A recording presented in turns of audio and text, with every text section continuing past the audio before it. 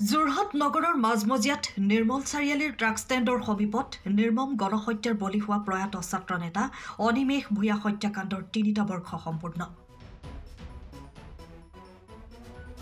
সদৌ যোৰহাট জিলা ছাত্ৰ সন্থাৰ উদ্যোগত ৰাজহুৱা শ্ৰদ্ধাঞ্জলি। আজিও নহল অনিমেষৰ স্মৃতিসৌধ। যোৰহাট নগৰৰ মাজমজিয়াত নিৰ্মল চাৰিআলিৰ ট্ৰাক ষ্টেণ্ডৰ সমীপত নিৰ্মম আৰু নিৰ্দয়ভাৱে গণহত্যাৰ বলি হোৱা প্ৰয়াত ছাত্ৰ নেতা অনিমেষ ভূঞা হত্যাকাণ্ডৰ আজি ৩টা বছৰ সম্পূৰ্ণ হল। বৰ্বৰ আক্ৰমণৰ বলি হৈ মৃত্যুবৰণ কৰিছিল ছাত্ৰ নেতা অনিমেষ ভূঞাই। আজি তৃতীয় মৃত্যুবাৰ্ষিকীত সদৌ যোৰহাট জিলা ছাত্ৰ সন্থাৰ উদ্যোগত এক ৰাজহুৱা শ্ৰদ্ধাঞ্জলি অনুষ্ঠানৰ আয়োজন কৰা হয়। অনিমেষ ভূঞাৰ প্ৰতিচ্ছবিৰ সন্মুখত বন্তি প্ৰজ্বলন আৰু পুষ্পাঞ্জলি অৰ্পণ কৰে ছাত্ৰ নেতা অভিৱৰ্তন গোস্বামী।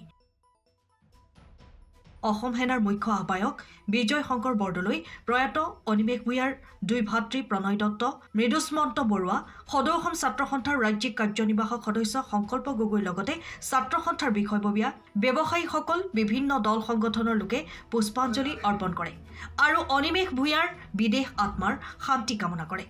অন্যহাতে স্মৃতিচাৰণ আৰু দিহানামো অনুষ্ঠিত হয়। উল্লেখ্য যে ছাত্ৰ সন্থাই বাৰম্বাৰ দাবী জনাই আহিছিল চৰকাৰক যে অনিমেষ হত্যাকাণ্ড সংঘটিত হোৱা স্থানত অনিমেষৰ এটা স্মৃতিসৌধ স্থাপন হ'ব লাগে, দোষীক কঠোৰ শাস্তি দিব লাগে, অনিমেষৰ ভাতৃৰ এটা সংস্থাপন হ'ব লাগে। কিন্তু সেয়া আজিলৈ হৈ নুঠিল। মূল দোষী কলা ল'ৰাক এনকাউণ্টাৰৰ ফলত মৃত্যু হয় যদিও এতিয়াও বহুকেইজন দোষী মুকলি আকাশৰ তলত ঘূৰি ফুৰিছে। এতিয়াও জামিন লাভ কৰি দোষী মুকলি আকাশৰ তলত। কিদৰে আচলতে সেই দোষী মুকলি আকাশৰ তলত তাৰ বিৰুদ্ধে ক্ষোভ বুজাৰে ছাত্ৰ সন্থাই।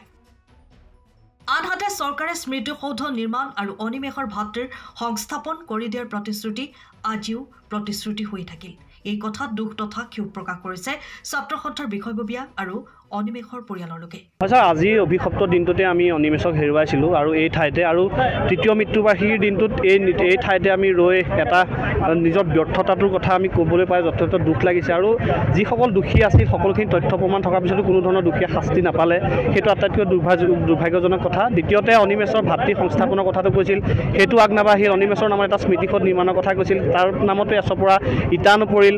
ব্ৰহ্মপুত্ৰ অঞ্চলত এটা ক্ৰীড়া সাংস্কৃতিক প্ৰকল্প নিৰ্মাণৰ কথা কৈছিল, সেইটো বেয়া লাগিছে। বিষয়টো তৃতীয় মৃত্যুবাৰ্ষিকীৰ দিনটোতো আমি সেই বিষয়খিনি আকৌ আমি নয়াতভাৱে পাতিবলগীয়া হোৱাটো আটাইতকৈ আমাৰ বেয়া লাগিছে আৰু আমি আশা ৰাখিছোঁ সময় থাকোঁতে যাতে সকলোখিনি বিষয় কাৰ্যকৰী কৰে তাৰ বাবে আমি কাটৰে আহ্বান জনাইছোঁ। ব্ৰহ্মপুত্ৰ আঞ্চলিক ছাত্ৰ সন্থাৰ অনিমেষ ভূঞাই 2021 চনৰ 29 নৱেম্বৰত যোৰহাটত এচাম মানৱৰূপী দানৱৰ আক্ৰমণত বৰ্বৰতা বলি হৈ অকাল মৃত্যুত আগুৱাই ল'বলগীয়া হৈছিলে। তাৰ পৰৱৰ্তী পৰ্যায়ত ঘটনাটোৰ লগত জড়িত মূল দোষী ৰহস্যজনক ঘটনাত কলা ল'ৰা ওৰফে নীৰৱ দাসৰ মৃত্যু হ'ল। আৰু তাৰপিছত আমি ছাত্ৰ সন্থাৰ যেতিয়া জিলা ছাত্ৰ সন্থাৰ সভাপতি আছিলোঁ, আমি অসম চৰকাৰক দাবী জনাইছিলোঁ যে অসম যিমানখিনি ইয়াত দোষী জড়িত হৈ আছিলে পানী নসৰকা ব্যৱস্থাৰে চাৰ্জশ্বিট প্ৰস্তুত কৰি তেওঁলোকৰ ওপৰত বিহিত ব্যৱস্থা গ্ৰহণ কৰিব লাগে।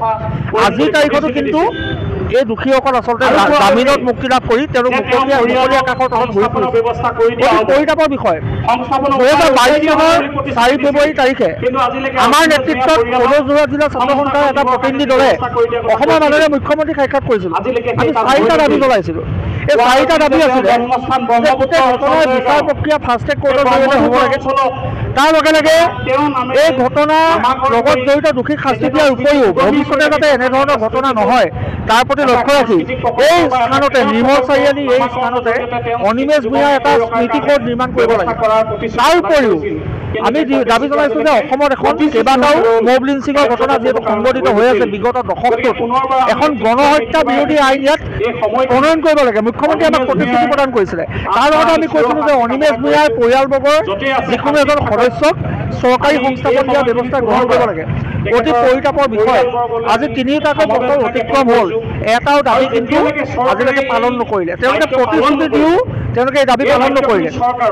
দুখৰ বিষয় ৰণোজ পেগু ডাঙৰীয়া তেতিয়া যোৰহাট জিলাৰ আৰু গোলাঘাট জিলাৰ অভিভাৱক মন্ত্ৰীৰ দায়িত্বত আছিলে। ৰণোজ পেগু ডাঙৰীয়াই সেই সময়ত তেওঁলোকৰ ঘৰত গৈ অনিমেষ ভূঞাৰ ঘৰত গৈ প্ৰতিশ্ৰুতি প্ৰদান কৰি থৈ আহিছিলে যে স্মৃতিসৌধ নিৰ্মাণ হ'ব, গণহত্যা বিৰোধী আইন হ'ব, চৰকাৰী সংস্থাপন দিয়া হ'ব পৰিয়ালৰ এজন সদস্যক, কিন্তু আজিৰ তাৰিখতো দিয়া নহ'লে। গতিকে আজি আপোনালোকৰ চেনেলৰ জৰিয়তে আমি আপোনালোকৰ যোগেদি যোৰহাটৰ ৰাইজক এটা কথা জনাব বিচাৰিছোঁ, মুকলিকৈ জনাব বিচাৰিছোঁ, ইয়াত লুকুৱাই ৰখাৰ কোনো কথা নাই। জিলা প্ৰশাসনৰ এক ভিতৰুৱা সূত্ৰৰ পৰা পোৱা খবৰ অনুসৰি এই যে স্মৃতিসৌধটো ইয়াত নিৰ্মাণ হ'বলগীয়া আছে, যোৰহাটৰ এজন বিশেষ ৰাজনৈতিক নেতাৰ হস্তক্ষেপত স্মৃতিসৌধটো আজিলৈকে ইয়াত নিৰ্মাণ হয়। এজন বিশেষ ৰাজনৈতিক নেতাৰ হস্তক্ষেপত তেখেতে ইয়াত নিজৰ সান্দহখোৱা বালিচঞ্চৰ ভয়ত তেখেতে আচলতে ইয়াত কোনো কাৰণতে ইয়াত স্মৃতিসৌধটো নিৰ্মাণ হ'বলৈ দিয়া নাই। আমি স্পষ্টভাৱে আজি এই স্থানৰ পৰা এই শ্ৰদ্ধাঞ্জলি অনুষ্ঠানৰ পৰা আমি সকলো পক্ষকে সকীয়াই দিব বিচাৰিছোঁ, যদি প্ৰতিশ্ৰুতিসমূহ তেওঁলোকে পালন নকৰে তেন্তে ধাৰাবাহিকভাৱে ভৱিষ্যতৰ সময়ত আন্দোলনৰ সৈতে যোৰহাটবাসী ৰাইজৰ প্ৰতিবাদৰ সন্মুখীন হ'বলৈ সাজু। 2021 চনৰ আজিৰ দিনটোত যোৰহাটৰ মাজমজিয়াত অৰ্থাৎ আজি যি স্থানত আমি শ্ৰদ্ধাঞ্জলি অনুষ্ঠান কৰিছোঁ, এই স্থানতে যিটো মৰ্মান্তিক ঘটনা ঘটিছিল, ছাত্ৰনেতা অনিমেষ ভূঞাক বৰ্বৰভাৱে একাংশ নৰপিশাচে হত্যা কৰিছিল আৰু তাৰ পাছত যোৰহাটত আৰু সমগ্ৰ অসমত প্ৰতিবাদ কৰা হৈছিল। প্ৰতিবাদৰ ক্ষোভ সহিব নোৱাৰি চৰকাৰখনে সেই সময়ত বিভিন্ন ধৰণৰ প্ৰতিশ্ৰুতি প্ৰদান কৰিছিল।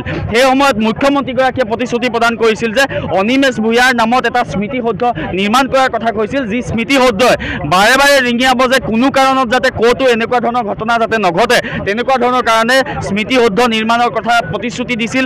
অনিমেষৰ ভাতৃক এটি চৰকাৰী সংস্থাপনৰ প্ৰতিশ্ৰুতি দিছিল। ইয়াৰ সমান্তৰালকৈ এনেধৰণৰ গণপ্ৰহাৰ বিৰোধী এখন আইন বিধানসভাত আনি আৰু সেইখন গৃহীত কৰাৰ কথা কৈছিল। ইয়াৰ সমান্তৰালকৈ বিভিন্ন ধৰণৰ প্ৰতিশ্ৰুতি প্ৰদান কৰিছিল। সেই প্ৰতিশ্ৰুতিসমূহ এতিয়া বৰ্তমান কি হ'ল আমি আজিৰ তাৰিখত প্ৰশ্ন কৰিব বিচাৰিছোঁ।